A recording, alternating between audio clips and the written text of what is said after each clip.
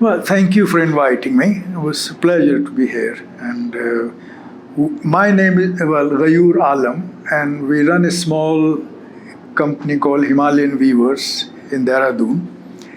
We began this company about 20 years ago, but not as a business.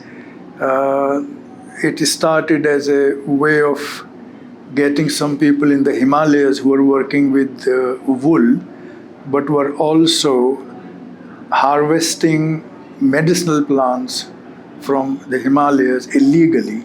And we thought if we can help them to get better value for their woolen products, maybe they will have less reason to go to the forest and cause the damage which they were causing to medicinal plants especially. So we started working with wool.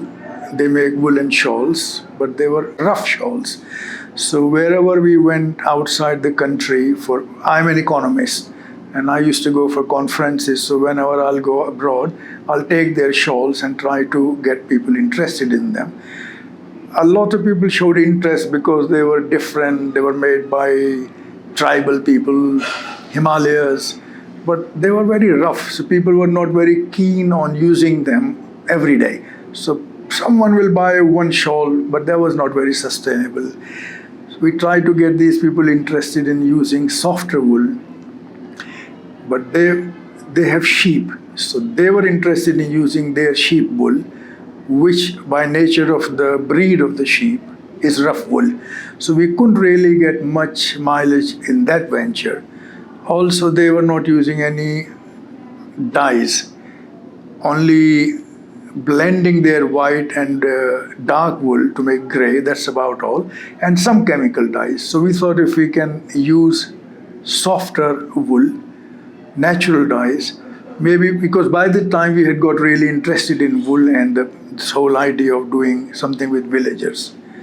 So we learned how to do natural dyes from the net, and we made a few scarves, I think, in the beginning, dyed them in our kitchen. And there was a weaver not far from us, and he was very helpful. So he wove a few scarves for us, and we showed them to friends, and friends thought they were very good. They were not, looking back, they were not very good, but people thought they were very good, and we thought very nice. So we made a few more anyway. It sort of grew from there. So since then, we have been doing this thing. It's now 20 years now, and we've expanded a bit. And we are very happy with it, and there are a number of lessons that we have learned. And the most important is that your brand, you do things that you want to do, like you want to produce using natural fibers, using environmentally friendly way of doing things, but you don't emphasize too much on these things when you're selling them, because it is your product that should speak for itself in the long term. So when we sell our things now, we don't say that they are made by women or made by tribals. It is all there. But our emphasis is on quality. If you like our things, buy them. If you don't buy them.